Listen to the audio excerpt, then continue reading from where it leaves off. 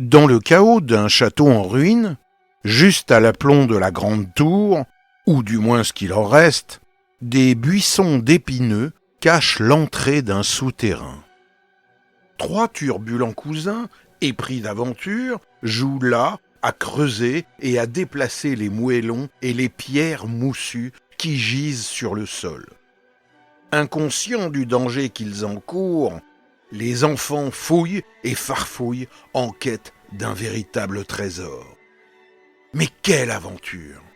Dans leurs rêves les plus fous, ils imaginent le tristement célèbre baron d'argent enfouissant la somme de ses méfaits dans la terre noire du château. À leur connaissance, personne n'a encore mis à jour ce fabuleux trésor. Convaincus que la chance est de leur côté, ils creusent, ratissent et bougent des tonnes de pierres. Disons plutôt des kilos, mais leurs petits bras ressentent des tonnes de fatigue. Le jour déclinant peu à peu, l'enthousiasme et l'euphorie retombent. Le cœur n'y est plus. C'est alors que l'un d'eux, épuisé, posa son séant sur une large pierre plate qui tient en équilibre sur un monceau de gravats. À peine eut-il posé son auguste derrière que le tas de pierres s'effondre dans un fracas épouvantable. Fort heureusement, notre bonhomme s'en sort seulement avec une bonne frayeur. Quand la poussière retombe et que les chœurs reprennent une allure normale, les garnements s'étonnent de trouver une ouverture à l'intérieur même du souterrain. Revigorés par cette formidable découverte, ils rassemblent sacs et matériel et s'enhardissent pour en explorer tous les recoins. Dans la lueur de leurs lampes, devant leurs yeux pétillants d'excitation, se dresse une prison oubliée aux barreaux rongés de rouille. Mais quelle n'est pas leur surprise quand la faible lumière des lampes révèle, dans la profondeur de cette geôle, le squelette d'un pauvre bougre oublié depuis des lustres et des lustres. Ce n'est pas tant la vision des cheveux filasses encore collés sur le crâne ou les os mis à nu qui impressionna les enfants, mais c'est plutôt le gros livre que le squelette serre sur le vide de sa poitrine. Il regarde le livre, qui est peut-être la clé du mystère qui mène au trésor. Mais quelle déception! Devant eux se dresse la porte de la prison, faite de solides barreaux rouillés. Qu'à cela ne tienne, ils ont déjà déplacé des tonnes de pierres, ou peut-être des kilos, qu'importe. Pas question de s'arrêter en si bon chemin. Tous se regardent et dans un même élan posent leurs petites mains sur la porte de la prison. Loin de résister, la porte s'écroule aussitôt comme un château de cartes. Le temps et l'humidité avaient déjà fait leur œuvre. Maintenant, il reste le plus difficile, affronter le cadavre. Aucun n'ose s'avancer. Le plus âgé d'entre eux, du haut de ses 12 ans, assure, la voix tremblante, que ce n'est pas le squelette d'un homme mort depuis des lustres et des lustres qui va lui faire peur. Mais ses mots n'expriment pas la même chose que ses yeux et que son corps qui tremble de partout.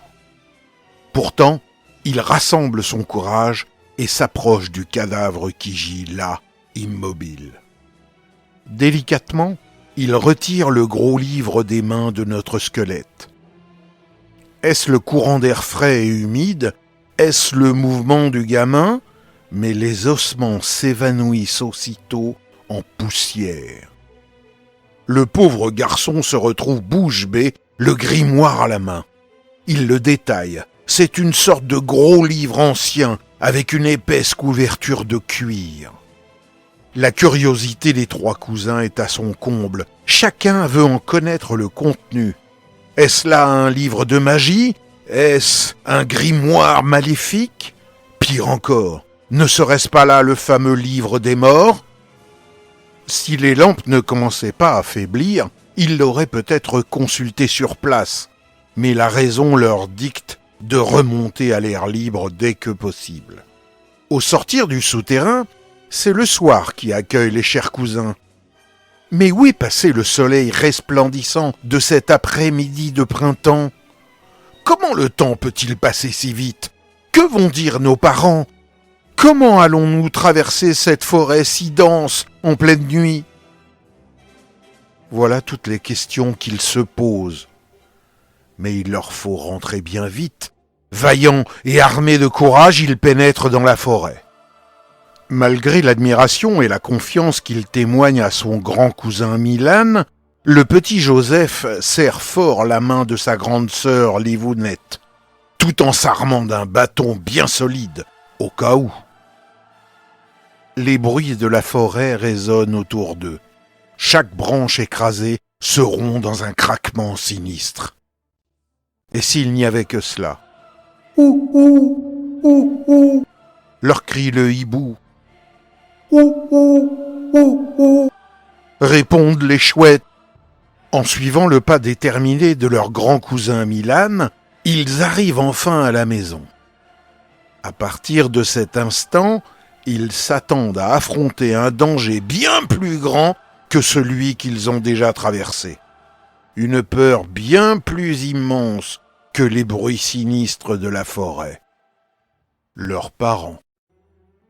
Mais au lieu d'une réprimande bien méritée, des sourires chaleureux se dessinent sur les visages des papas et des mamans.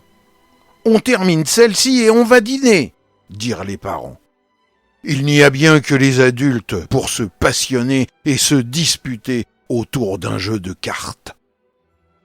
Très vite, les enfants vont se réfugier dans la grande chambre.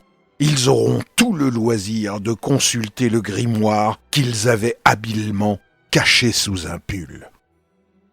Sans se préoccuper de Nessia et d'Elon, les tout-petits qui jouent tranquillement dans un coin, Milan ouvre le grimoire.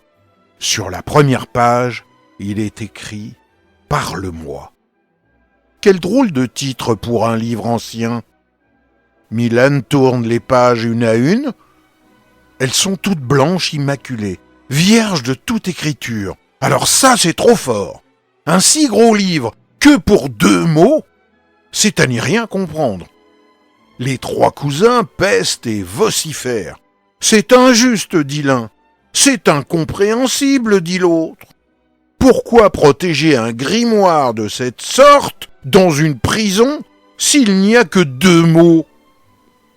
Soudain, la petite voix fluette de l'espiègle Nessia résonne dans le fond de la chambre. Ce n'est pas un titre.